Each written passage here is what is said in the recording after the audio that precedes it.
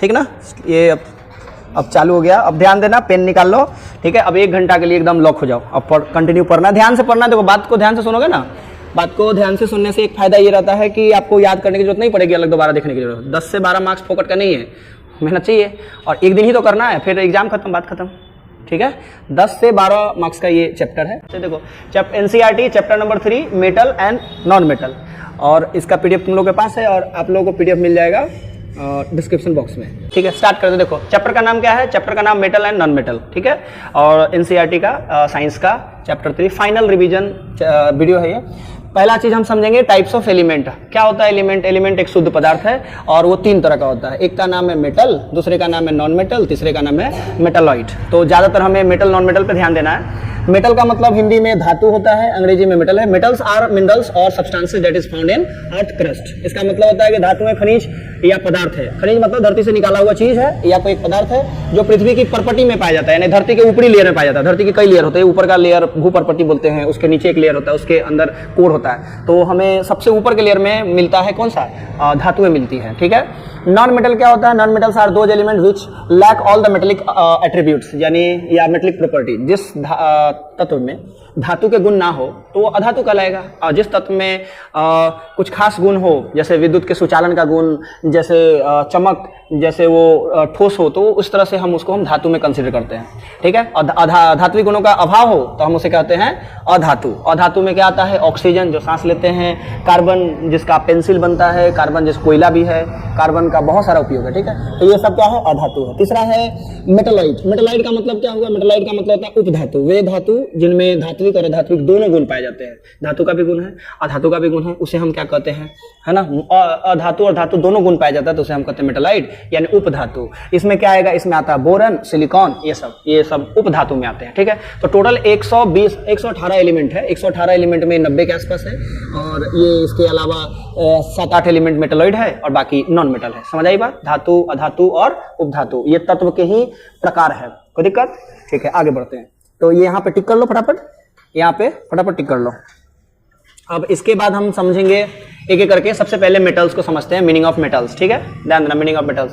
तो शुद्ध डेफिनेशन यहां से चालू होगा। सबसे पहले मीनिंग ऑफ मेटल्स। पहला, metal are those element which is hard, shiny and good conductor of heat and electricity. क्या है? Metal are those element which is hard, shiny and good conductor of heat and electricity. मतलब धातु वे तत्व है जो कठोर, चमकदार तथा ऊष्मा एवं विद्युत के क्या होते हैं? सुचालक होते हैं। कठोर होते हैं, चमक होती है उसमें, चमकीला होता है, और उष्मा यानी कि हीट भी पास करेगा उसमें, और विद्युत मतलब करंट भी उसमें पास कर जाएगा। तो उष्मा एवं विद्युत का क्या है? सुचालक है। ये एग्जांपल हुए जैसे iron, gold, silver, copper, aluminium, sodium, magnesium, ये सारे क्या है? धातु है। कैसे पहचाने? 118 तत्व है, उसमें धातु कौन है, कैसे पहचानोगे? तो जिसके नाम के अंत में म मिले उसको कहते हैं धातु। सोडियम, मैग्नीशियम, है ना, एल्यूमिनियम, ठीक है, कैल्शियम, ठीक है। ये गोल्ड, आयरन का भी नाम आयरन नहीं है, असल में इसका नाम है फेरम। इसके बाद गोल्ड का नाम है औरम, औरत पहनती है ना गोल्ड, औरम। सिल्वर को अर्जेंटम, अगर गोल्ड नहीं हो तो अर्जेंट में लोग चांदी ले आता है, चांदी का पायल, तो अर्जेंटम। सिल्वर का असली नाम क्या है? अर्जेंटम, माया। कॉपर को क्यूपरम बोलते हैं। Aluminium, sodium, magnesium. तो जिस लगभग सारे तत्व जिसके अंत में म आवे उसे कहते हैं धातु। अभी डेफिनेशन में ये चिपका मत देना कि जिसके अंत में म आवे, डेफिनेशन तो यही है। धातु वे तत्व है जो कठोर है, चमकदार है, ऊष्मा एवं विद्युत के सुचालक है। बात समझ आ रही है?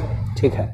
अब आगे बात करते हैं कुछ नोटेबल पॉइंट्स, धातुओं के लिए कुछ उल्लेखनीय बिंदु जहां से ट्रू फॉल्स फिलअप्स क्वेश्चन आ जाए, ठीक है। सवाल है, in nature most metal occur in the combined state as minerals and they are reactive. प्रकृति में अधिकांश धातुएं संयुक्त अवस्था में खनिज के रूप में पाई जाती है और प्रतिक्रियाशील होती है। यानी हमारे नेचर में बहुत सारे धातु हैं। ज्यादातर धातु कहाँ है? जमीन के अंदर, भूपटपटी में। और वो जब निकलती है तो ज्यादातर वो कैसी होती है? तो ज्यादातर वो किस तरह की होगी? ज्यादातर होगी वो आपका, है ना, मतलब संयुक्त अवस्था में किसी के साथ सटा हुआ होगा। यानी कि एक धातु अकेले नहीं होगा, धातु किसी के साथ सट गया है।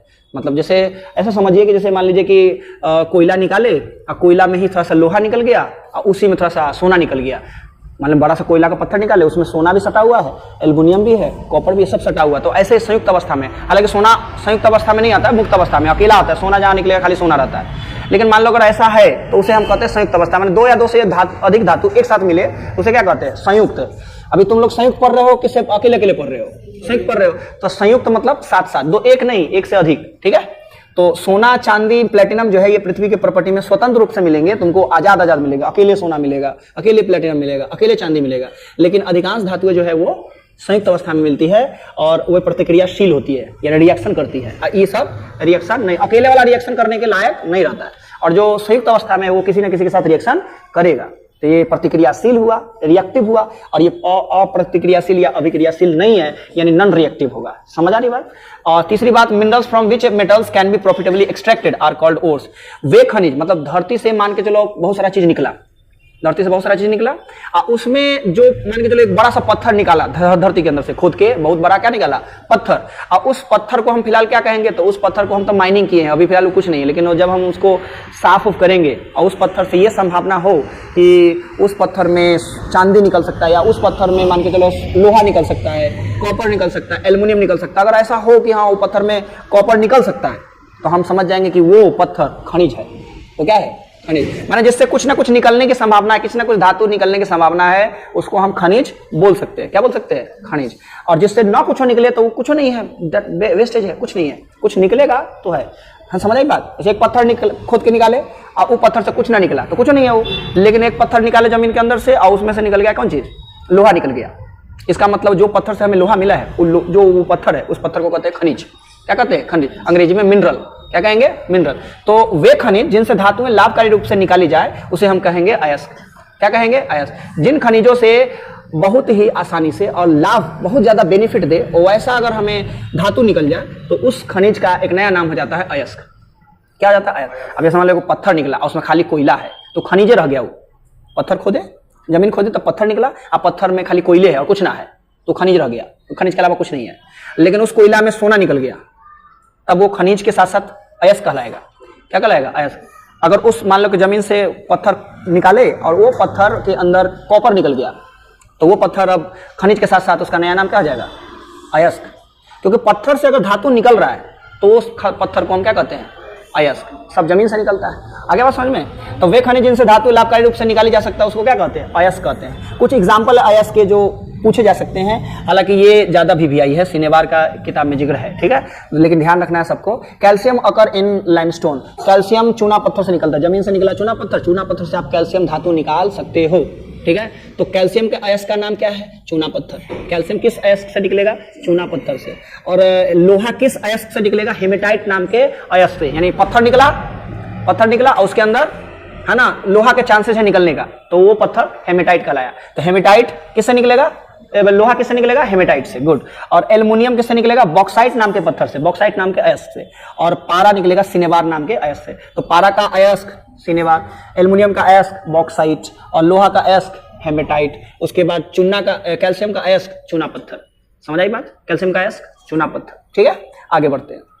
इसके बाद अब आपसे ये क्वेश्चन VVI है, स्टार मार्क कर लो फटाफट। जितना बताया ना टिक मारो, तो फटाफट जितना बता दिया अभी तक, है ना। जहां छोटे तो बोलना, टिक मारो फटाफट, टिक मारो, ठीक है, टिक मारो। तुम्हारे पास फाइल नहीं है तो ठीक है, मैं अगले दिन प्रिंट दे दूंगा, ठीक है। इसका बाकी है, हाँ, टिक कर लिए, यहाँ आ गया। चलिए आगे बढ़ते हैं। फिजिकल प्रॉपर्टीज, ठीक है। फिजिकल प्रॉपर्टीज यानी कि धातु के भौतिक गुण। देखो धातु के दो तरह से गुण होते हैं, एक रासायनिक गुण और एक भौतिक गुण। अभी हम भौतिक गुण पढ़ रहे हैं, रासायनिक गुण बाद में पढ़ेंगे। रासायनिक गुण का मतलब होता है रिएक्शन वाला गुण, तो आगे हम पढ़ेंगे। रिएक्शन थोड़ा सा खतरनाक लगता है, केमिकल रिएक्शन, रिएक्ट करेगा। और रासायनिक गुण हुआ। अभी क्या है, भौतिक गुण, जिसको देख के, सुन के, समझ के हम बता दें वो भौतिक गुण है। जिसको छू सकते हैं, देख सकते हैं, देख के बता देंगे तो भौतिक गुण। जैसे ये लड़की लंबी है, भौतिक गुण बताया। लड़की सुंदर है, भौतिक गुण बताया, ठीक है। लेकिन लड़की के अंदर का केमिकल बैलेंस बताने लगे तो क्या हो जाएगा, रासायनिक गुण। अंदर के मन पढ़ने लगे तो क्या होगा, रासायनिक गुण। ऐसा तो यहाँ पे क्या बता रहा हूं मैं, भौतिक गुण, ठीक है। भौतिक गुण में कुछ कुछ आपको पढ़ने हैं, बाकी चीज मैंने डिलीट कर दिए हैं। जिसमें सॉलिड स्टेट, धातुएं क्या होती है, ठोस होती है। क्या होती है, ठोस, सॉलिड स्टेट में होती है। यानी धातुएं ज्यादातर क्या होती है, सॉलिड। धातु के 3 अवस्था हो सकते हैं तो नहीं, 2 ही अवस्था होते हैं। ज्यादातर धातु सॉलिड होता है, कुछ एक लिक्विड होता है, गैस कोई धातु नहीं है। तो सॉलिड में कौन आएगा, सॉलिड में आ जाएगा सारे धातु। लिक्विड में खाली है मरकरी। मरकरी एकमात्र धातु है जो लिक्विड अवस्था में पाया जाता है। धातु है, चमकदार होता है, लेकिन कैसा है, लिक्विड है। ये क्वेश्चन बन जाएगा। वह धातु का नाम, उस धातु का नाम बताइए, है ना, जो लिक्विड हो। कैसा हो, लिक्विड। लिक्विड समझते हो ना, द्रव। वह धातु का नाम बताइए, उस धातु का नाम बताइए जो लिक्विड होता है। क्या बोलेंगे, मरकरी, पारा। क्या बोलेंगे, मरकरी या पारा। दूसरा होता है धातु का गुण हार्डनेस, धातु में कठोरता होता है, ठोस तो होता ही है, कठोरता, टाइट, एकदम एकदम मजबूत, तो हार्डनेस गुण कहलाता है। तो मेटल जितना भी है लगभग क्या होते हैं, हार्ड और स्ट्रांग होते हैं, कड़ा और मजबूत, एकदम टूटे से ना टूटे ऐसा।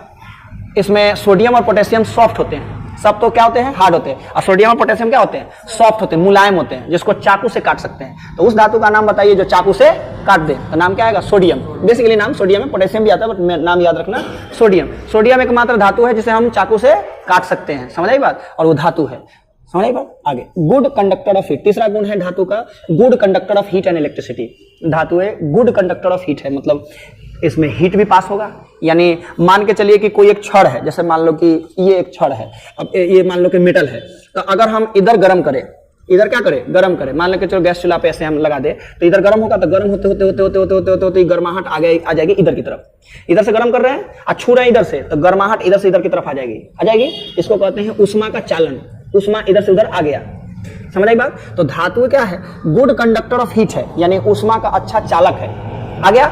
उसी तरह अगर हम इसको कोई वायर से इधर से जोड़ दे, क्या कैसे जोड़ दे, वायर से, और करंट इधर से पास करना चालू, जैसे करंट इधर से पास होगा शख्स इधर करंट आ जाएगा 3 लाख किलोमीटर पर सेकंड की स्पीड से, और हाथ में करंट मार देगा, आई बात समझ में। यानी धातुएं विद्युत का भी चालन करती है, तो गुड कंडक्टर है, कैसा है, बहुत अच्छा चालन करती है। जो धातु होगा उष्मा का चालन करेगा, विद्युत का क्या करेगा, चालन, है ना। सिल्वर सबसे बेस्ट होता है इसमें, धातु तो सब है लेकिन सबसे बेस्ट कौन है, सिल्वर, चांदी। चांदी जो है सबसे अच्छा हीट का और विद्युत का सुचालक है, सबसे अच्छा है। कॉपर जो है उसके बाद आता है ना, कॉपर उसके बाद आता है, फिर गोल्ड और एल्युमिनियम आता है, लेकिन सबसे बेस्ट कौन है, सिल्वर, है ना, करंट मामले, करंट के पास करने के मामले में। समझ आ गई बात, ठीक है। यानी पूछा जाएगा कि उष्मा का सुपर चालक कौन है, क्या आएगा, चांदी। उष्मा का सुपर चालक चांदी, उष्मा का सुपर चालक चांदी। वो कौन सी धातु है जिसको हम चाकू से काट सकते हैं, सोडियम। वो कौन सी धातु है ना, जिसको, जो धातु होते हुए भी पानी जैसा रहता है, लिक्विड रहता है, पारा यानी मरकरी, ठीक है। आगे बढ़ते हैं, इसके बाद आएगा अगला लस्ट्रस, धातु का अगला गुण लस्ट्रस। लस्ट्रस यानी कि चमक, भाई धातु है तो चमकेगा, सोना चमक के कारण ही तो गहना बनता है उसका। तो सोने के गहने, चांदी के गहने, प्लेटिनम के गहने इसलिए बनाए जाते हैं क्योंकि उसमें चमक होती है। तो जिनमें चमक होती है यानी हम मान सकते हैं कि वो एक तरह से धातु है। तो ज्यादातर धातुएं क्या होती है, चमकीली, मैक्सिमम धातुएं क्या होती है, चमकीली होती है। तो चमक भी उनके अंदर क्या है, गुण है। लस्ट्रस यानी चमक भी उनके अंदर क्या है, गुण है। अगला है मैलेबिलिटी। मैलेबिलिटी का मतलब क्या होता है, मैलेबिलिटी का मतलब होता है अधात वर्धनीयता। क्या होता है, अधात वर्धनीयता, यानी धातुओं को पीट पीट कर क्या बना सकते हैं, चादर। एक धातु को पीट पीट के क्या बना सकते हैं, चादर। अगर हम कोयला का एक टुकड़ा है और उसको हम एक हथौड़ा मारेंगे चूर चूर हो जाएगा, लेकिन अगर एक इतना बड़ा धातु है और उसको मारते हैं तो वो पचक जाएगा, यानी पचकने का गुण है। पचकना मतलब प्लेट बनने का गुण। तो उसको हम पत्थर बना सकते हैं, चादर बना सकते हैं, है ना। इसी गुण के कारण जो ट्रेन का जो बॉडी बन जाता है वो धातुओं के चादर से बनता है ना, ट्रेन। उसके बाद जितना भी है एल्युमिनियम के चादर से एरोप्लेन बन जाता है कि नहीं। बस, ट्रक, जो भी चीज बन रहा है धातु के चादर ही से तो बन रहा है। किस गुण का उपयोग करके बन रहा है, अधात वर्धनीयता। क्या बन रहा है, अधात वर्धनीयता, है ना। एल्युमिनियम फॉइल से हम लोग खाना पैक करते हैं, तो एल्युमिनियम किसका, एल्युमिनियम का ना फॉइल बनता है, रोटी लपेटने वाला, ठीक है। एल्युमिनियम फॉइल को उसका एल्युमिनियम का आता है, कहता है जो चांदी वर्क किया है, मिठाई के ऊपर क्या रहता है, एल्युमिनियम वर्क किया रहता है। मिठाई के ऊपर कौन सा वर्क रहता है, एल्युमिनियम। कहते हैं चांदी का वर्क किया हुआ मिठाई है, खाइए, एक पीस खाइए और नौकरी पाइए या कुछ पाइए, इस टाइप से। तो इसका क्या मतलब है, वो चांदी का वर्क किया हुआ, चांदी नहीं है, क्या है, एल्युमिनियम। तो मिठाई पे किसका यूज किया जाता है, एल्युमिनियम के फॉइल का। गोल्ड फॉइल एक्सपेरिमेंट के लिए यूज किया गया था रदरफोर्ड के द्वारा, तो एक्सपेरिमेंट के लिए है। सोना का चादर, है ना। आगे बस समझ में। अगला डक्टिलिटी। डक्टिलिटी का मतलब होता है तन्यता। डक्टिलिटी माने तन्यता। कोई भी धातु डक्टिल हो सकता है, बिल्कुल हो सकता है, धातु लगभग डक्टिल होता है। क्या होता है, डक्टिल। डक्टिल का मतलब होता है तन्यता, यानी कि उसको अगर हम पीटेंगे गर्म करके उससे पतला तार खींच सकते हैं। धातु से पतला क्या खींच सकते हैं, तार।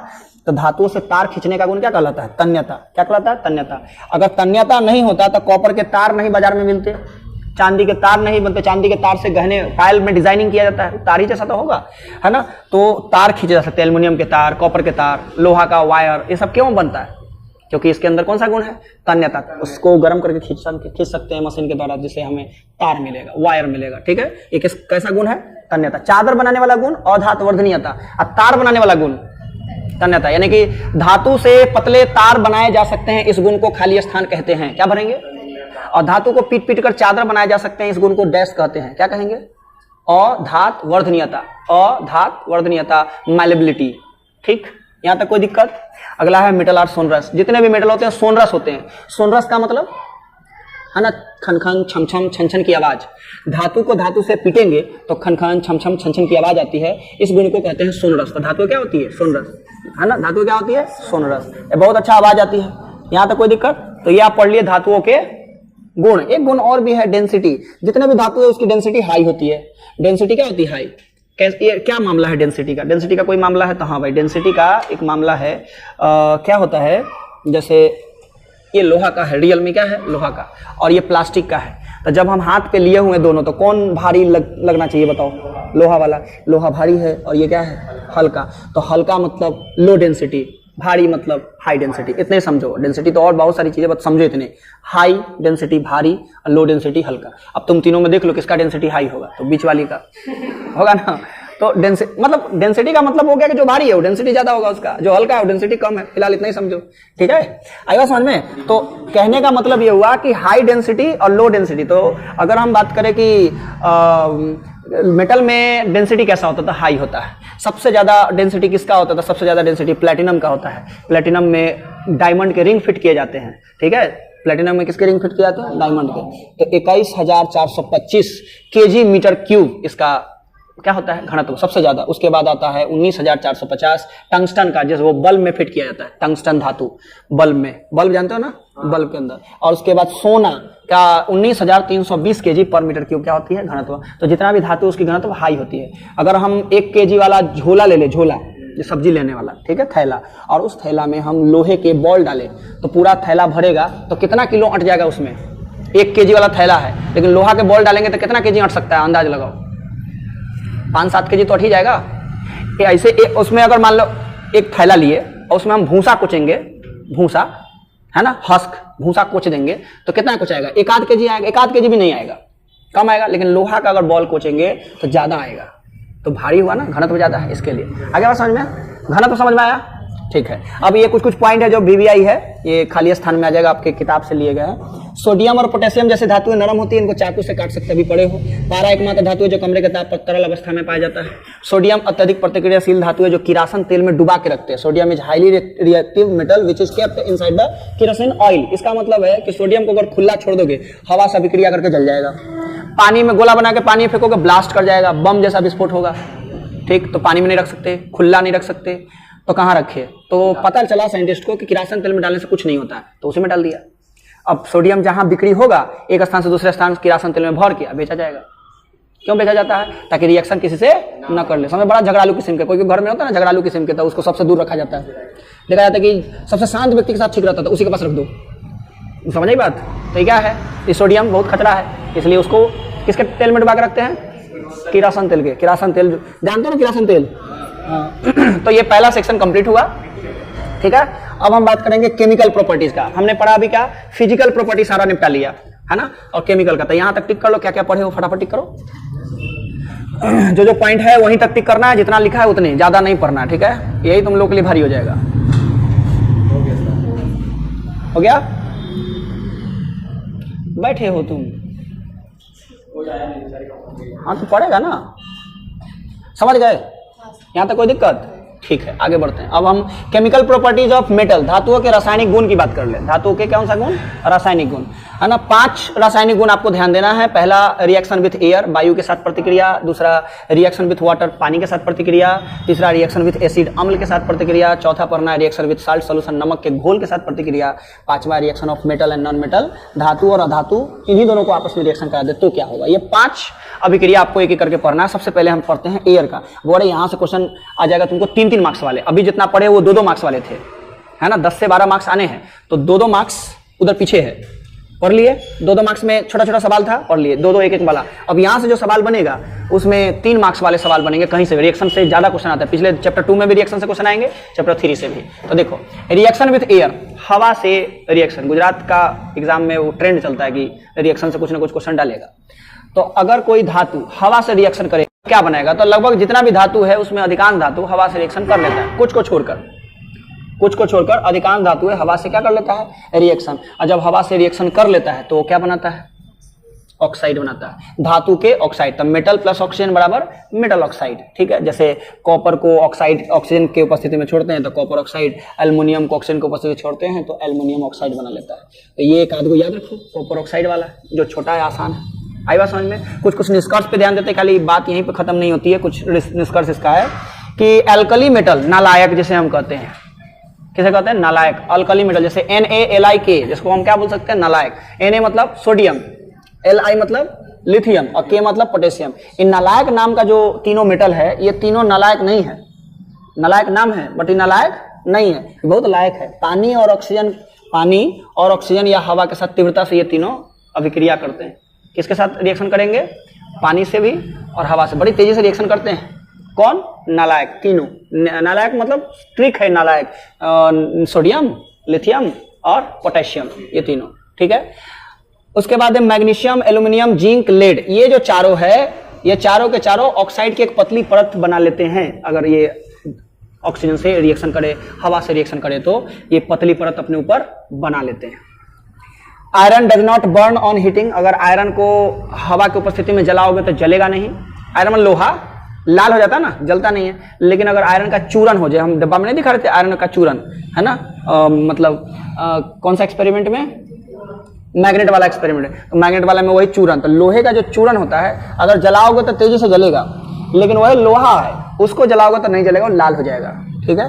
तो ध्यान रखना, copper does not burn but it covered with copper oxide. Copper को हवा की उपस्थिति में जलाते हो तो जलता नहीं है, लेकिन उसके ऊपर एक परत चढ़ जाती है जिसे हम कॉपर ऑक्साइड की परत कहते हैं, ठीक है। अंदर से सेफ्टी हो गया, बाहर से पैक हो गया कॉपर ऑक्साइड से। Silver and gold do not react with oxygen even at high temperature. चांदी और सोना उच्च तापमान पर भी ऑक्सीजन के साथ प्रतिक्रिया नहीं करते। तो ये है असल में नालायक। आगे देखिए, most metallic oxide are insoluble in water. Most metallic oxides are insoluble in water. अधिकांश धात्विक ऑक्साइड पानी में अघुलनशील होते हैं, ठीक है। मतलब धातु का जो पाउडर बनेगा, पानी में घोरोगे, मिक्स करोगे तो ना घुलेगा। किसका पाउडर? धातु का। कब? जब आप हवा में उसको जलाओगे, तब जैसे मैग्नीशियम को हवा में जलाओगे, मैग्नीशियम को, तो क्या होगा? पाउडर बन जाएगा, मैग्नीशियम ऑक्साइड बन जाएगा। अब पानी में घोरोगे, मिक्स करोगे तो नहीं मिक्स होगा। मिक्स होगा नहीं, इसलिए क्या है? अघुलनशील। Some metallic oxide dissolve in water to form alkali. कुछ है जो मिक्स होते हैं, कुछ है जो मिक्स होते हैं, जैसे सोडियम ऑक्साइड, पोटेशियम ऑक्साइड। इसको अगर पानी में मिक्स करते हो तो मिक्स हो जाता है और घुल कर क्या बनाते हैं? क्षार बनाते हैं, बेस बनाते हैं। क्या बनाते हैं? Base. Metallic oxide are basic in nature. Metallic oxide nature में बेसिक होता है, यानी कि जो धातु के ऑक्साइड होते हैं वो क्षारीय प्रकृति का होता है, कड़वा होता है। क्या होता है? कड़वा। अब कैसे पता चला? किसी ने धातु के ऑक्साइड को अम्ल में डाल दिया और रिएक्शन कर लिया और नमक और जल बन गया। तो नमक और जल बनाने के लिए अम्ल में किसको घुलाना पड़ता है? क्षार को। भाई अम्ल है, अम्ल किसके साथ रिएक्शन करके नमक और जल बनाता है? क्षार के साथ। और धातु के ऑक्साइड को उसमें डाला तो क्षार जैसा बिहेव किया, तो क्षारीय नहीं हुआ। समझ आई बात? तो धातु का ऑक्साइड कैसा होता है? क्षारीय। तो जरा सोचो, धातु के ऑक्साइड क्षारीय होते हैं तो अधातु के ऑक्साइड क्या होंगे? अम्लीय। समझ में आ रहा बात? ये क्वेश्चन यहाँ से भर देगा। धातु के ऑक्साइड प्रकृति में डैश होते हैं, जबकि अधातु के ऑक्साइड प्रकृति में डैश होते हैं। भरिए उसमें, कौन में अम्लीय, कौन में क्षारीय। धातु के ऑक्साइड क्या होते हैं? क्षारीय। धातु के ऑक्साइड क्षारीय और अधातु के ऑक्साइड अम्लीय। आगे बात समझ में? अगला चीज है कि some metallic oxide show both acidic and basic behaviour. कुछ धातु के ऑक्साइड ऐसे हैं जो एसिड्स के साथ भी रिएक्शन कर लेता है और बेस के साथ भी रिएक्शन कर लेता है। कुछ एसिड के साथ भी और कुछ बेस के साथ, यानी कि डबल रिलेशन है, एसिड के साध भी और बेस के साथ भी। यानी इसे हम एम्फोटेरिक ऑक्साइड कहते हैं। क्या कहते हैं? Amphoteric oxide. एम्फोटेरिक का मतलब होता है उभय धर्मी ऑक्साइड, दो धर्म निभाने वाला ऑक्साइड। क्या है? दो धर्म निभाने वाला ऑक्साइड। धातु के ऑक्साइड ऐसे धातु के ऑक्साइड जो अम्ल से भी प्रतिक्रिया कर सकते हैं और क्षार से भी प्रतिक्रिया करते हैं, यानी they can react both with acid and base. Acid के साथ भी और बेस के साथ भी, जैसे कि एल्युमिनियम ऑक्साइड Al2O3 और जिंक ऑक्साइड। एल्युमिनियम ऑक्साइड से एक फॉर्मूला समीकरण पूछा जाएगा, तो एक समीकरण याद रखो। Al2O3 एल्युमिनियम ऑक्साइड हुआ एक धातु का ऑक्साइड, और HCl ये हाइड्रोक्लोरिक एसिड हुआ। ये दोनों रिएक्शन करेगा तो 2Al2Cl3 बनाएगा और 3H2O बनाएगा। ठीक है, यहाँ तक टिक कर लो बोरे, फटाफट टिक करो। तो उभयधर्मी ऑक्साइड इंपॉर्टेंट है, फटाफट टिक करो, यहाँ तक टिक करो, टिक करो। फाइल नहीं लाया क्या? हाँ टिक करो फटाफट। कर लिए? हाँ, आगे बढ़ते हैं। जहां जहां पढ़ाई होगा ये VVI है। उभयधर्मी ऑक्साइड समझ में आया? क्या होता है? अम्ल और क्षार दोनों के साथ प्रतिक्रिया कर सकते हैं, जैसे एल्युमिनियम ऑक्साइड, जिंक ऑक्साइड। रख लेना, aluminium oxide, zinc oxide, aluminium oxide, zinc oxide. इनमें से कौन धात्विक, इनमें से कौन उभयधर्मी ऑक्साइड है? ऑप्शन दे देगा कहीं पे, जिंक ऑक्साइड तो टिक मार देना, एल्युमिनियम ऑक्साइड तो टिक मार देना। एक ही दोनों में से कोई एक ऑप्शन में आ जाएगा। ठीक है, आगे बढ़ते हुए आगे देखो, एक और चीज है एल्युमिनियम को लेकर, एनोडाइजिंग, यानी एनोडीकरण क्या है? एनोडीकरण क्या है? जहां फैक्ट्री में एल्युमिनियम तैयार होता है, एल्युमिनियम के वायर या एल्युमिनियम के प्लेट या कुछ भी तैयार होता है, तो हवा में अगर खुले छोड़ दे तो हवा के साथ प्रतिक्रिया करके नम वायु के साथ वो क्या कर लेगा? वायु में नमी है तो पहला नमी के साथ वो अपने ऊपर एक लेयर चढ़ा लेगा अपने आप, यानी एल्युमिनियम ने, है ना, वायु के साथ प्रतिक्रिया किया और अपने ऊपर क्या चढ़ा लिया? ऑक्साइड की परत, और उसको कहते हैं एल्युमिनियम ऑक्साइड। अब अंदर जो एल्युमिनियम है, बाहर से तो कोट चढ़ गया एल्युमिनियम ऑक्साइड का, अब अंदर जो एल्युमिनियम है अब वो संक्षारित नहीं होगा, मतलब एक बार कोटिंग चढ़ गया अब संक्षारित नहीं होगा, ऐसा। तो इसे हम कहते हैं एनोडाइजिंग या एनोडीकरण। अगला है रिएक्शन विथ वाटर, पानी के साथ अभिक्रिया। जब पानी के साथ धातु अभिक्रिया करती है तो धातु का ऑक्साइड, पीछे भी दिया इधर भी, तब जब पानी के साथ अभिक्रिया करती है तो धातु का ऑक्साइड और हाइड्रोजन गैस उत्पन्न करती है। हवा में सिर्फ ऑक्साइड दिया और पानी से रिएक्शन करने पर धातु क्या दिया, है ना, हाँ, धातु का ऑक्साइड दिया, साथ में एक नया चीज हाइड्रोजन गैस भी उत्पन्न करता है। Metal plus water, metal oxide, hydrogen and heat. Metal oxide plus water, metal hydroxide. समझ आई बात? मेटल हाइड्रोक्साइड, है ना, ये वाटर, यहाँ भी वाटर। तो अगर हम मेटल के साथ रिएक्शन कराएंगे, किसके साथ? मेटल के साथ, तो मेटल ऑक्साइड देगा और हाइड्रोजन देगा, हीट देगा। लेकिन मेटल के ऑक्साइड के साथ रिएक्शन कराएंगे पानी का तो मेटल हाइड्रोक्साइड देगा। क्या देगा? मेटल हाइड्रोक्साइड, यानी धात्विक हाइड्रा ऑक्साइड देगा, जैसा सोडियम हाइड्रोक्साइड है। क्या है? Sodium hydroxide. आगे बात समझ में? तो ये रिएक्शन का मामला है। अगला है, इसमें कुछ कंक्लूजन है वो समझिए। अल्कली मेटल, जिसे हम नालायक कहते हैं, ये बड़ा तेजी से पानी के साथ रिएक्शन कर सकता है, बहुत ही फास्ट। ठीक है, हिंसक रूप से पानी के साथ क्या कर सकता है? अभिक्रिया। ये क्षार धातु कहते हैं, इसे अल्कली मेटल्स कहते हैं, क्षार धातुएं हैं। ठीक है, ये बड़ा तेजी से रिएक्शन करता है, बहुत ज्यादा हीट उत्पन्न करेगा। ठीक है, जैसे पोटेशियम को पानी में रख देंगे तो 2COOH यानी पोटेशियम हाइड्रोक्साइड बनाया, हाइड्रोजन गैस रिलीज करेगा और हीट एनर्जी रिलीज करेगा। 2Na plus 2H2O, 2NaH plus H2, heat energy, ये भी बहुत तेजी में, पटाखे की आवाज आती है जब सोडियम को पानी में फेंकते हैं। तो समझ आई बात? आगे मैग्नीशियम का क्या हाल है? तो magnesium react with hot water. Magnesium जब भी रिएक्शन करेगा किससे करेगा? गर्म पानी से। मैग्नीशियम गर्म पानी से प्रतिक्रिया करता है और बनाएगा क्या? मैग्नीशियम हाइड्रोक्साइड और हाइड्रोजन गैस रिलीज करेगा। एल्युमिनियम, लोहा और जिंक, ये तीनों ना भाप से अभिक्रिया करता है। किससे? भाप से। गर्म पानी के भाप से, गर्म पानी से नहीं, भाप से। भाप के साथ प्रतिक्रिया करता है। तो अगर एल्युमिनियम को पानी के भाप से रिएक्शन कराए तो बना लेगा एल्युमिनियम ऑक्साइड। फेरस को, लोहा को पानी के ऑक्साइड से अभिक्रिया कराए तो बन जाएगा फेरिक ऑक्साइड। यानी पूछा जाएगा फेरिक ऑक्साइड का सूत्र क्या है? Fe3O4, Fe3O4। दोनों मामलों में हाइड्रोजन गैस रिलीज होगा। ठीक है, समझ आई बात? तो ये जरूरी है यहाँ का सवाल। देखो, जो चीज याद है वो तो याद है, उसमें दिमाग लगाना नहीं है। अब जो चीज याद नहीं हो रहे हैं उसको थोड़ा ध्यान देने की जरूरत है ना? अभी ध्यान देने की जरूरत है, जब एग्जाम कल है परसों है तो उससे पहले एक बार देख लेने की जरूरत है, तो बहुत ठीक रहता है मामला, है ना? यहाँ तक कोई दिक्कत नहीं। आगे बढ़ते हैं। अब इसके बाद है हमारा रिएक्शन विथ एस। अच्छा है, एक और चीज है, कैल्शियम का क्या हिसाब किताब है, कॉपर और सोना चांदी का क्या है? देखो, कैल्शियम ना पानी के साथ रिएक्शन करता है तो कैल्शियम पानी पे तैरने लगता है। ये एक अलग एक्सेप्शन हो गया। ये सब तो रिएक्शन किया, धातु के ऑक्साइड बना और हाइड्रोजन गैस रिलीज किया। यहाँ ऐसा नहीं होता है ना? यह कौन सा तत्व है जो पानी में तैरने लगता है? कौन सा धातु है जो पानी में तैरने लगता है? तो कैल्शियम पानी में तैरने लगता है, क्योंकि हाइड्रोजन गैस के बुलबुले धातु की सतह पर चिपक जाते हैं, यानी कैल्शियम के सतह पे क्या हो जाते हैं? चिपक जाते हैं। तो इसमें हाइड्रोजन गैस रिलीज होने नहीं देता। जैसे इसमें मान के चलो इसमें रिएक्शन हो रहा है और हाइड्रोजन गैस निकलने वाला है तो पकड़ लिया इसको, आओ हमरे में चिपक जाओ, चिपक गया। ठीक है, तो कैल्शियम पानी में तैरने लगता है, हाइड्रोजन गैस के बुलबुले निकलना चाहे और निकलता नहीं है, वो तैर के निकल जाता है। मतलब तैरने लगता है किस पे? उसके सतह पे। CuAgPtAu, मतलब Cu माने कॉपर, Ag माने सिल्वर, Pt माने प्लेटिनम, Au मतलब ऑरम, ऑरम माने गोल्ड। तो सोना, चांदी, प्लेटिनम और कॉपर, ये चारों के चारों, है ना, रिएक्शन करता है किससे? है ना, पानी के साथ, और ना ही डाइल्यूट एसिड, ना ही एसिड के साथ रिएक्शन करेगा और ना ही पानी के साथ रिएक्शन करेगा। ये ना एसिड के साथ रिएक्शन करता है और ना ही पानी के साथ, ये सारे। ठीक है, ध्यान रखना। अगला है एसिड वाला। अगला मामला किसका है, एसिड का। ठीक है, एसिड क्या है भाई, एसिड तो जानते ही हो, खट्टा पदार्थ है ना, और उसमें भी स्ट्रॉन्ग एसिड आता है, तभी रिएक्शन होगा किससे, स्ट्रॉन्ग एसिड से, HCl जैसा एसिड से।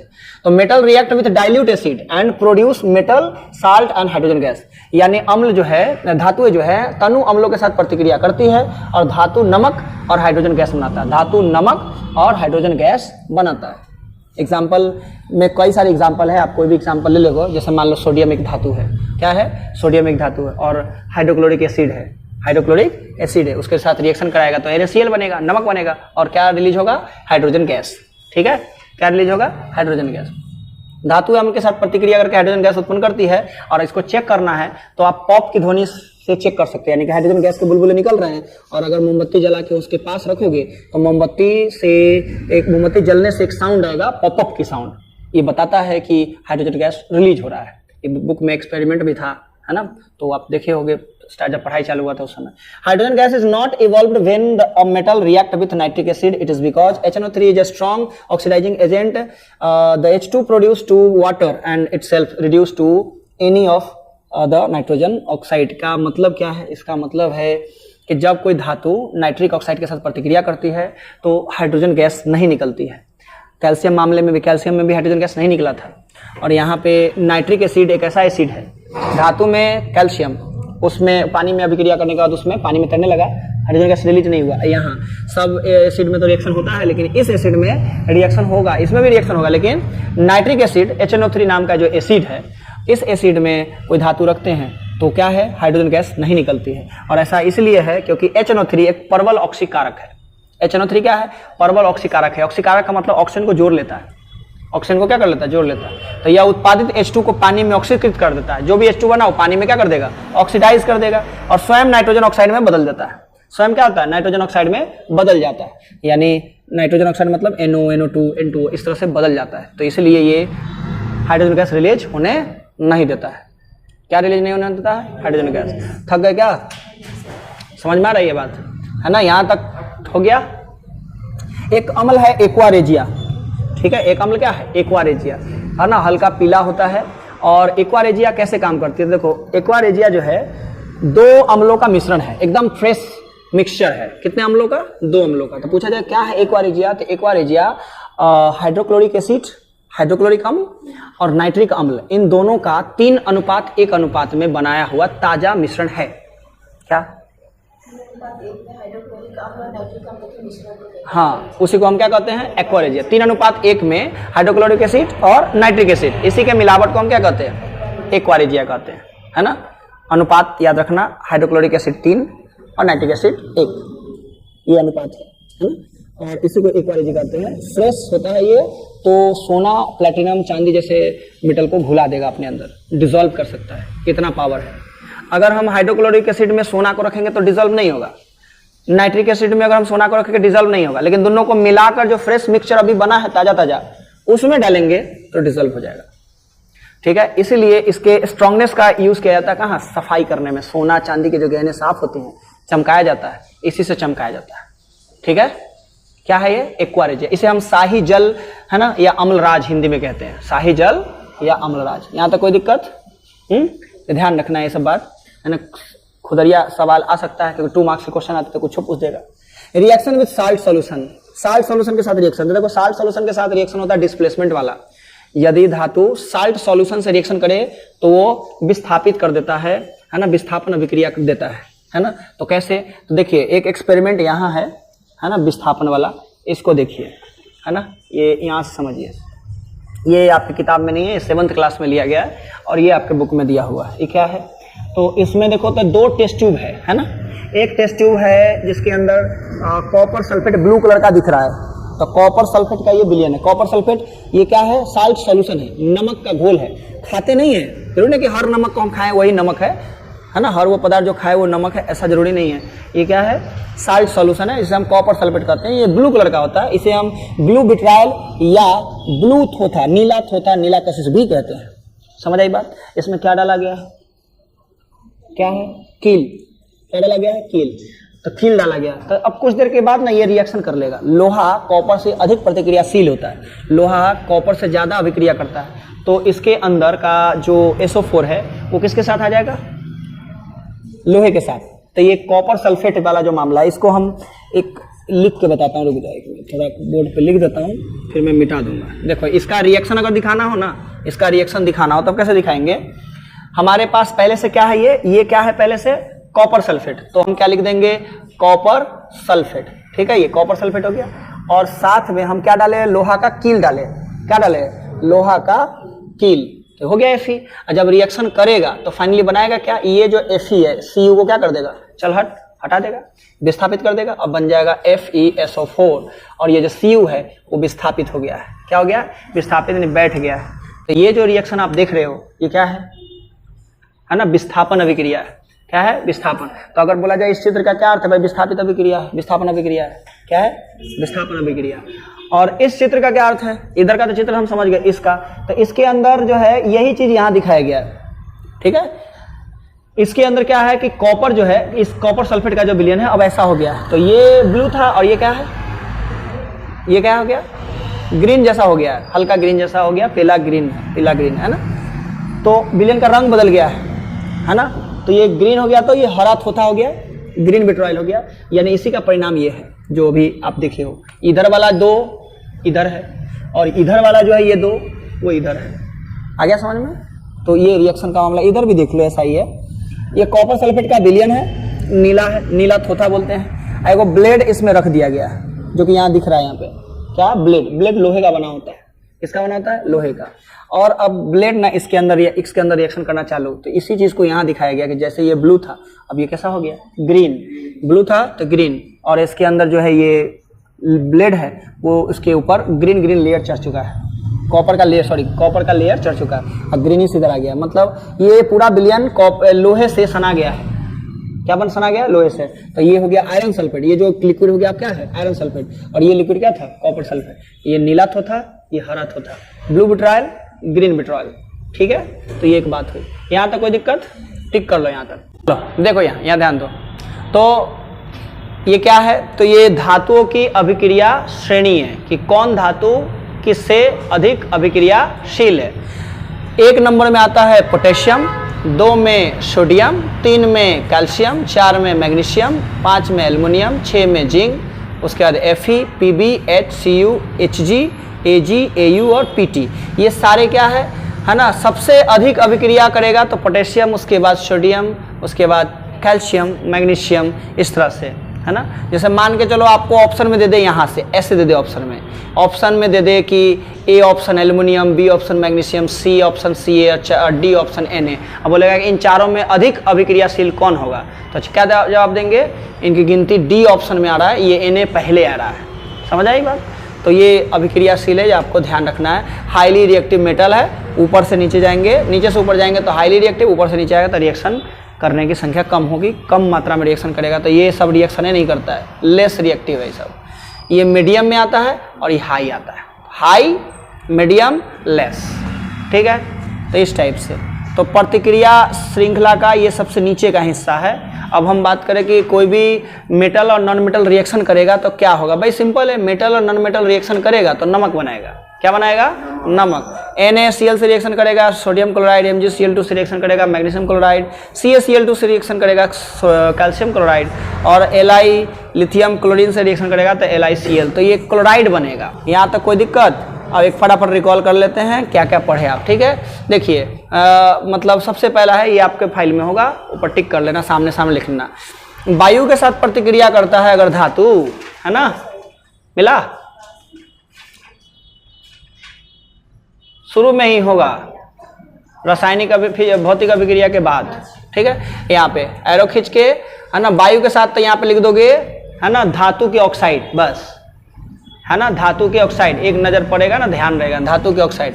इसमें लिख दो धातु के ऑक्साइड प्लस हाइड्रोजन गैस, धातु के ऑक्साइड प्लस हाइड्रोजन गैस, हो गया, धातु के ऑक्साइड प्लस हाइड्रोजन गैस। इधर लिख दो नमक प्लस हाइड्रोजन गैस, नमक प्लस हाइड्रोजन गैस, नमक प्लस हाइड्रोजन। और इसमें लिख दो विस्थापन अभिक्रिया, है ना, 4 नंबर में लिख दो विस्थापन अभिक्रिया, 4 नंबर में विस्थापन अभिक्रिया, ठीक है। विस्थापन अभिक्रिया में दिखा दो Fe प्लस CuSO4, उसी में साइड में लिख लो Fe plus CuSO4 arrow FeSO4 plus Cu नीचे बैठ जाएगा।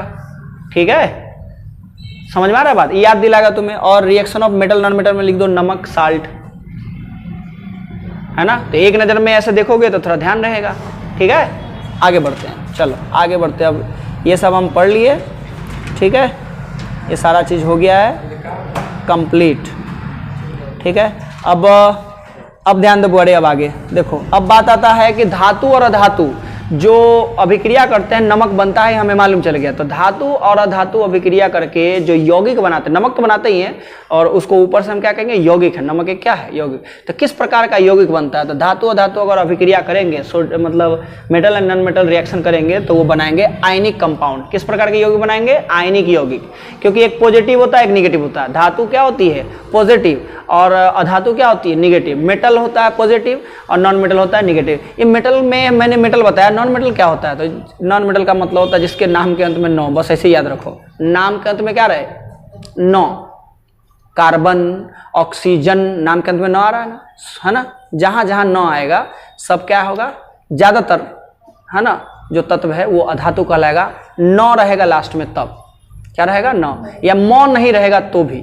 ठीक है, जिसके अंत में मौ नहीं रहे, मौ रहे तो धातु और मौ नहीं रहे तो अधातु। ठीक है, तो धातु यानी सोडियम और अधातु यानी कि क्लोरीन, और दोनों रिएक्शन किया तो सोडियम क्लोराइड। और सोडियम क्लोराइड कैसा यौगिक है, आयनिक कंपाउंड है। कैसा है, आयनिक कंपाउंड है, आयनिक यौगिक है। डेफिनेशन क्या होगा, compound formed by ionic bond are called ionic compound. Ionic बंधन से बने यौगिकों को हम क्या कहते हैं, आयनिक यौगिक। आयनिक बंधन से बने यौगिकों को क्या कहते हैं, आयनिक यौगिक कहते हैं। कोई दिक्कत, आगे। आयनिक कंपाउंड जैसे sodium chloride, lithium chloride, calcium chloride, MgCl2, CaO, ये सब आयनिक कंपाउंड है। और इस सब का मेल्टिंग पॉइंट ये है और बॉइलिंग पॉइंट ये है। सवाल इससे बन भी सकता है, नहीं भी बन सकता है, इस पर उतना ध्यान देने की जरूरत नहीं है, हालांकि दिया हुआ है तो थोड़ा बहुत। एक सोडियम क्लोराइड वाला याद रखो, 1074 मेल्टिंग पॉइंट और 1686 है, बाकी आएगा नहीं ये सब। ठीक है, एक ध्यान में रखना है। आगे बढ़ते हैं, अब बात करते हैं कि जो आयनिक यौगिक है ना, आयनिक यौगिक है वो बना कैसे, तो धातु से अधातुओं में इलेक्ट्रॉनों के स्थानांतरण से। कैसे बना है, इलेक्ट्रॉनों के स्थानांतरण से। इसलिए आयनिक यौगिकों को इलेक्ट्रोवैलेंट यौगिक भी कहते हैं। क्या कहते हैं, इलेक्ट्रोवैलेंट। आयनिक यौगिकों को हम इलेक्ट्रोवैलेंट यौगिक भी कहेंगे, क्योंकि आयनों के हस्तांतरण से बना है। Ionic compound are also called electrovalent compound.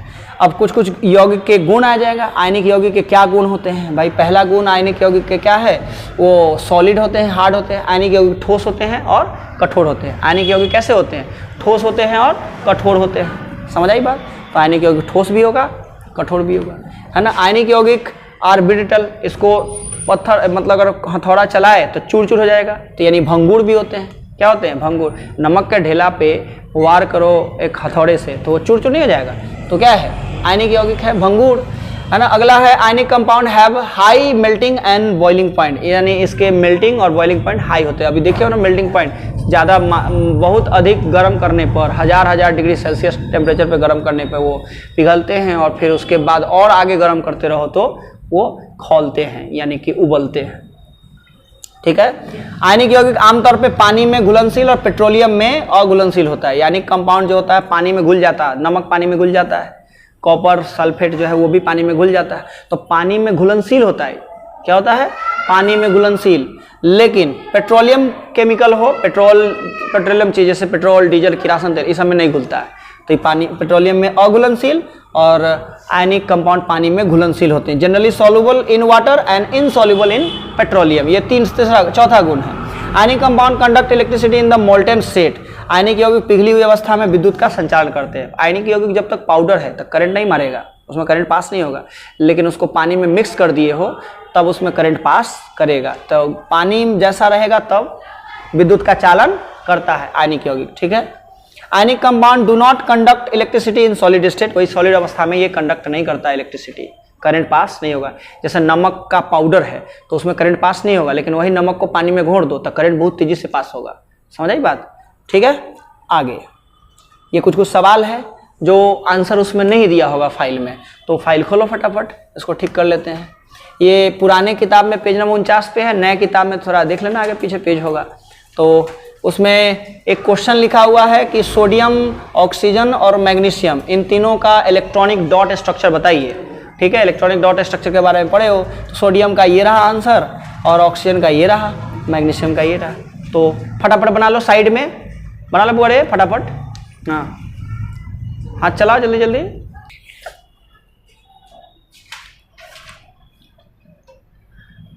तीन है, फटाफट नाम डाल दो। Electronic dot structure for sodium, oxygen and magnesium, है ना। सोडियम, ऑक्सीजन और मैग्नीशियम का इलेक्ट्रॉनिक बिंदु संरचना, है ना, हिंदी में बोलते हैं। और ये फोटो आएगा। ठीक है, ठीक, समझ में आ गई बात। ठीक है, अब दूसरा सवाल उसी में होगा, ये पहला है। दूसरा सवाल कि बताइए कि ये जो सोडियम है ना, और मैग्नीशियम है, अगर किसी सोडियम जो है ऑक्सीजन से अभिक्रिया करे, मैग्नीशियम जब ऑक्सीजन से अभिक्रिया करे और मेटल ऑक्साइड बनता है, तो इलेक्ट्रॉनिक डॉट स्ट्रक्चर के माध्यम से बताइए कि कैसे बनता है। तो ये सोडियम है और अभी मालूम है कि सोडियम में एक इलेक्ट्रॉन होते हैं बाह्यतम कक्षा में, और दो सोडियम है तो दोनों में एक एक होगा। और ऑक्सीजन जो है, ऑक्सीजन के पास होता है दो ये 4, एक ये 5, टोटल कितने हो गए 6। ये 6 और ये 2 मिलके 8 हो गए। तो इस तरह से ये दोनों रिएक्शन करके क्या बनाएंगे, Na+ और O-, Na+ O-। Na चूंकि 2 है तो Na2 और ऑक्सीजन 1। इसी प्रकार MgO के साथ MgO, Mg++ ऑक्सीजन, Mg++ और ऑक्सीजन, है ना, सिंगल-। ठीक है, तो MgO बना है। ठीक है, दिख रहा है, लिखिए फटाफट लिख लीजिए, आंसर लिख लेना ठीक रहेगा। हो गया ना, आगे बढ़ते हैं। ठीक है, तो ये आयनिक यौगिक, इसमें एक और सवाल है, उसका आंसर लिखा होगा। आयनिक यौगिकों के द्रव्यनांक और क्वथनांक उच्च क्यों होते हैं, है ना, क्योंकि ये क्यों उच्च होते हैं आयनिक यौगिक के द्रव्यनांक और क्वथनांक, क्योंकि ये ठोस और कठोर होते हैं। इनके अणुओं के बीच प्रबल आकर्षण बल को तोड़ने के लिए एक बड़ी मात्रा में ऊर्जा की आवश्यकता होती है, अतः आयनिक यौगिकों के गलनांक और क्वथनांक उच्च होते हैं। ये VBI है, स्टार मार्क कर दो, ये VBI क्वेश्चन है। ठीक है, थर्ड टॉपिक ये मेटलर्जी है, ध्यान सुनते रहो बड़े। मेटलर्जी है the process of extracting metal from ores in their pure form is called metallurgy. यानी अयस्कों से धातु को उनके शुद्ध रूप में निकालने की प्रक्रिया को क्या कहते हैं, धातु कर्म। और उसमें जो गंदगी होगा उस गंदगी को हम कहते हैं गैंग। शुद्धिकरण और मिश्र धातु के निर्माण दोनों का संबंध किससे है, धातु कर्म से है, तो ध्यान रखना है। अब कैसे निकालेंगे, तो भाई धातु को देख लेंगे, 3 तरह का होता है। एक लो रिएक्टिविटी, जैसे गोल्ड, प्लेटिनम, सिल्वर, कॉपर, ये डायरेक्टे निकल जाता है, फ्री स्टेट में, साफ सुफ कर लेना होता है। Middle of medium reactivity, zinc, ferrous, Pb है, इसका निष्कर्षण एक प्रोसेस है। और मिडल ऑफ हाई रिएक्टिविटी, अधिक क्रियाशील यौगिक है, तो उसका रिएक्शन मतलब उसका जो धातु कर्म है अलग तरीके से होगा, यानी इसका धातु कर्म करने की खास जरूरत नहीं है, इसका और इसका अलग तरीके से धातु कर्म किया जाएगा, है ना। पोटेशियम, सोडियम, कैल्शियम, मैग्नीशियम, ये सब अत्यधिक अभिक्रियाशील धातुएं हैं, तो इनका निष्कर्षण करते हैं। समझ आई बात। एक्सट्रैक्टिंग या दिया extracting metal low in the reactivity series या एक्टिविटी सीरीज, सक्रियता श्रृंखला में निम्न स्तर के धातु है। तो इसमें सबसे पहले सल्फाइड अयस्क निकलेगा जमीन से, उसको भूनेंगे, है ना। सबसे पहले क्या बनाएंगे, सल्फाइड अयस्क, खनिज निकलेगा, खनिज के बाद सल्फाइड अयस्क, उसके बाद भूनेंगे। अब भूनेंगे मतलब रोस्टिंग करेंगे, फिर वो मेटल बनेगा, फिर उसको साफ करवा देंगे, शोधन कराएंगे, रिफाइनिंग। तो ऐसे निकलता है, जैसे पारा का निकलता है ना, जैसे पारा का निकलता है, जैसे तांबे का निकलता है। पारा प्राप्त होता है सिनेबार से, इसको हवा में पहले गर्म करके मर्क्यूरिक ऑक्साइड बनाते हैं, फिर इसको और गर्म करते हैं तो फिर वो पारा बन जाता है। ठीक है, इसके बाद एक्सट्रैक्शन ऑफ कॉपर, तांबे का निर्माण है, तो इसको कैसे करें, तो कॉपर पाइराइट को हवा में गर्म करते हैं तो कॉपर ऑक्साइड बनता है, कॉपर ऑक्साइड को फिर गर्म करते हैं तो फिर कॉपर मिल जाता है, यानी कि डबल गर्म करना है इसमें। इस पहला वाला में समझ में आ गया। जो निम्न प्रतिक्रिया सीरीज में आएगा, कम प्रतिक्रिया करेगा, वो उसको 2 बार गर्म करेंगे, शुद्ध धातु प्राप्त हो जाएगा। दूसरा है extracting metal in the middle of the activity series, सक्रियता श्रृंखला में मध्य में, जो बीच में है सो, ठीक है। तो जो बीच में है वो सल्फाइड अयस्कों को हवा की उपस्थिति में तीव्र ताप पर ऑक्साइड में परिवर्तित किया जाता है, और इस प्रक्रिया को रोस्टिंग कहते हैं। फिर बाद में वायु की सीमित मात्रा में ताप द्वारा कार्बोनेट अयस्कों को ऑक्साइड में परिवर्तित किया जाता है, इस प्रक्रिया को कैल्सिनेशन कहते हैं। ये सब प्रक्रिया है, ध्यान रखना पड़ेगा। जैसे जिंक, इसमें क्या आएगा एग्जाम्पल, जिंक, और एक आएगा थर्माइट। थर्माइट समझो, जिंक में बस वही है, 2 बार गर्म करेंगे तो प्राप्त होगा। पहला बार जिंक सल्फाइड निकला, गर्म किए, ऑक्सीजन के साथ, तो जिंक ऑक्साइड बना, फिर जिंक ये हो गया जिंक ऑक्साइड और SO2 निकल गया। इसके बाद दूसरा अगर जिंक कार्बोनेट रहा तो इसको गर्म करेंगे तो जिंक ऑक्साइड बनेगा, और अगर जिंक ऑक्साइड है इसमें भी और इसमें भी, इसको फिर गर्म करेंगे।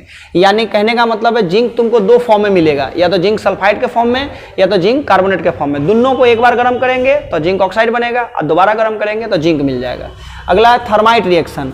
ये क्या है, लोहा और एल्युमिनियम को उपयोग करके और किसी चीज़ को जोड़ना, जो कि थर्माइट रिएक्शन कहलाता है। ये थर्माइट रिएक्शन में अगर पूछा जाए क्या है डेफिनेशन, तो हम बोलेंगे कि थर्माइट अभिक्रिया एक अत्यधिक उष्माक्षेपी हाईली एक्सोथर्मिक रिएक्शन है, रासायनिक अभिक्रिया है, जिसमें एल्युमिनियम पाउडर का उपयोग करके किसी धातु ऑक्साइड, मुख्यतः आयरन ऑक्साइड को उपचयित किया जाता है, यानी कि रिड्यूस किया जाता है। और इसका उपयोग क्या होता है, ऐसे यहाँ पे लगा दिया गया मशीन, है ना, यहाँ पे क्या लगा दिया गया, मशीन लगा दिया गया, है ना। एक तरफ से एल्युमिनियम का पाउडर और लोहा दोनों को गर्म किया जा रहा है, रिएक्शन हुआ और बाद में ये दोनों पटरी, रेल की जो पटरी है वो सट गई, तो ऐसे साटा जाता है। फेविकॉल से थोड़ी साटेंगे, है ना। तो ये थर्माइट रिएक्शन करके रेल की पटरियों को साटा जाता है। समझ आई बात। तो ये इंडस्ट्री में ज़्यादा यूज होता है। और तीसरा है ना, extracting metals towards the top of the activity series, गतिविधि श्रृंखला के शीर्ष धातु निष्कर्षण, यानी जो शीर्ष में है। अब शीर्ष में यानी ज़्यादा रिएक्शन करने वाला है, सोडियम, मैग्नीशियम, कैल्शियम, ये पिघले हुए क्लोराइड के इलेक्ट्रोलाइसिस से प्राप्त होता है। यानी इनका काम क्या है, एक छोटे से ये चित्र से समझ लो। मान लो कि हमारे पास एक ऐसा छड़ है, मान लो दो छड़ लिया जाता है, एक शुद्ध और एक अशुद्ध। ध्यान देना क्या किया गया है कि एक छड़ ऐसा है और एक छड़ ऐसा है, ठीक है, दो छड़ है। ये दोनों छड़ किसका है, तो दोनों छड़ कॉपर का है, ये भी कॉपर का है, ये भी कॉपर का है। एक शुद्ध है एक अशुद्ध है ना, एक शुद्ध है एक अशुद्ध। ये मोटा वाला है, अशुद्ध है, इसमें गंदगी मिक्स है, और ये शुद्ध है, ये क्या है, शुद्ध। अब क्या होगा, इसमें करंट पास करने के लिए एक तार जोड़ दिया गया, है ना, और करंट जहाँ से पास होगा उसके पॉजिटिव टर्मिनल से जोड़ दिए, तो ये बन गया एनोड।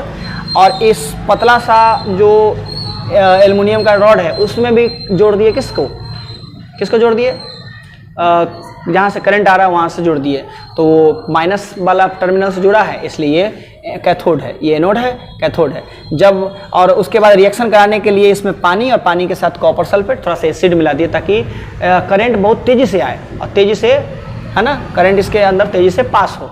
जब करंट जब पास होगा तो क्या होगा कि इसके जो मोटा वाला जो एल्युमिनियम है, इसके अंदर का सारा कॉपर निकल के इधर चला जाएगा। कहाँ चला जाएगा, इधर से कॉपर निकला, सब इधर चला जाएगा। तो धीरे धीरे ये पतला हो जाएगा और ये फिर क्या हो जाएगा, मोटा। शुद्ध वाला पतला था, अब शुद्ध वाला क्या हो जाएगा, मोटा। और जो गंदगी है ना, जो अशुद्धि है, वो इधर ना जाके नीचे गिर जाएगा, जिसे हम एनोड मड कहते हैं, एनोड पंख कहते हैं, एनोड कीचड़ कहते हैं, है ना, ये कहते हैं एनोड कीचड़। अब ये पतला हो गया, ये बाद में मोटा हो जाएगा, इसके बाद शुद्ध है। अभी गंदगी के अंदर सोना भी हो सकता है, मतलब चांदी भी हो सकता है। इसके अंदर ज़्यादातर चांस ये रहता है कि इस गंदगी को फेंका ना जाए, इसके अंदर से भी एक्सट्रैक्शन करो तो सोना और चांदी जैसे मेटल मिल जाएंगे। बाकी ये शुद्ध कॉपर मिल गया। समझ आई बात। तो ये है कॉपर का क्या करना, कॉपर का शुद्धिकरण कैसे करते हैं, विद्युत प्रक्रिया से। और जब विद्युत किसी लिक्विड में जाता है तो इसे कहते हैं इलेक्ट्रोलाइसिस। तो कॉपर का शुद्धिकरण कैसे करते हैं, विद्युत अपघटन प्रक्रिया से। कॉपर का शुद्धिकरण कैसे करेंगे, विद्युत अपघटन प्रक्रिया से। ये तरीका है, जो अभी पढ़े हो ये सारा चीज़ यहाँ मिल जाएगा। इलेक्ट्रिक शोधन प्रक्रिया अभी जो पढ़ा है वो सभी यहाँ आ जाएगा, ठीक है। इसके बाद मेटल नॉन मेटल के हो सकता है कि अंतर पूछ दे, तो ये आपको डेफिनेशन लास्ट में मिला है, ये यहाँ से पढ़ लेना है। और नीचे है ना, लास्ट में ये आपका बच गया कोरोजन, संक्षारण। तो कोरोजन जानती हो क्या होता है, संक्षारण, है ना। When the surface of metal are expose to moist air for a long period of time decay and get destroyed, this phenomena is called corrosion. मतलब जब धातुओं की सतह लंबे समय तक नम हवा के संपर्क में रहती है तो वे सड़ जाती है, झरने लगती है या नष्ट हो जाती है। इस घटना को क्या कहते हैं, संक्षारण। क्या कहते हैं, संक्षारण। एग्जाम्पल के तौर पे ये 3-4 एग्जाम्पल है। जैसे चांदी की वस्तुएं हवा के संपर्क में आने पर, जब चांदी की जो वस्तुएं हवा के संपर्क में आएगा तो क्या हो जाती है, काली हो जाती है। मतलब थोड़ा सा संक्षारण हुआ है, हवा में सल्फर मौजूद होता है, सल्फर से रिएक्शन किया होगा इसलिए काली पड़ जाती है। तांबा हवा में नम कार्बन डाइऑक्साइड के साथ प्रतिक्रिया करता है और अपनी चमक खो देता है, ये कॉपर कार्बोनेट बन जाता है ना। उसके ऊपर क्या बन जाता है, कॉपर पर हरी सतह बनना कॉपर कार्बोनेट कहलाता है। इसके बाद लोहे को अधिक देर तक नम हवा के संपर्क में रखने पर उसमें जंग लग जाता है, और जंग का सूत्र है Fe2O3 आयरन ऑक्साइड, या हम इसे फेरिक ऑक्साइड कहते हैं, है ना। जंग का सूत्र बताइए Fe2O3। कैसे बचाएं जंग को, रस्टिंग से बचाने का तरीका बताइए, कैसे रस्ट को बचाएं। तो जंग लगने से रोकने के लिए पेंटिंग करो, ऑयलिंग करो, ग्रीजिंग करो, ये सब करो तो जंग से बचाया जा सकता है धातुओं को। एनोडाइजिंग करो, वही एल्युमिनियम के ऊपर, है ना, एल्युमिनियम ऑक्साइड की परत चढ़ाना एनोडाइजिंग कहलाता है। गैल्वेनाइजेशन करो, स्टील या लोहे के ऊपर जिंक की परत चढ़ा देना को क्या कहते हैं, गैल्वेनाइजेशन। मिश्र धातु बना दो, दो धातु है, दोनों को पिघलाओ और एक दूसरे में डिसॉल्व कर दो, मिला दो, और फिर ठंडा हो जाएगा तो क्या बन जाएगा, मिश्र धातु। ठीक है। अंतिम चीज, आभूषण बनाने में शुद्ध सोने का उपयोग क्यों नहीं किया जाता है। जो ज्वेलरी बनता है शुद्ध सोना का नहीं होता है। शुद्ध सोना 24 कैरेट सोना होता है, बहुत ही नरम। क्या होता है, नरम। यह आभूषण बनाने के लिए उपयुक्त नहीं है, इसे कठोर बनाने के लिए चांदी या तांबे मिश्रित किया जाता है। 22 कैरेट सोने का क्या मतलब है, 22 कैरेट सोने का मतलब है वही, है ना, 96% लगभग, कितना 91.6%, 91.6% शुद्ध सोना है। 22 भाग शुद्ध सोना है और 2 भाग चांदी या कॉपर मिलाया गया है। 916 बोलते हैं ना गोल्ड का, 916 यही 22 कैरेट होता है, जिसे हम 24 कैरेट बोलते हैं। अब इससे ऊपर चाहेंगे प्योर 24 कैरेट 99.9%, तो उसका सोना गहना नहीं बनेगा। कान में से ऐसे निकालेंगे तो पचक जाएगा, हाथे से पचक जाएगा तो फिर दिक्कत हो जाएगा, है ना। मतलब उसका शेप तुरंत बदलते रहेगा। एक लास्ट चीज है अलॉय, खत्म हो गया, है ना। अलॉय मिश्र धातु, alloy is a homogeneous mixture of 2 और मोर मेटल्स। मिश्र धातु 2 या 2 से अधिक धातुओं के समांगी मिश्रण है। कैसे तैयार होता है मिश्र धातु, तो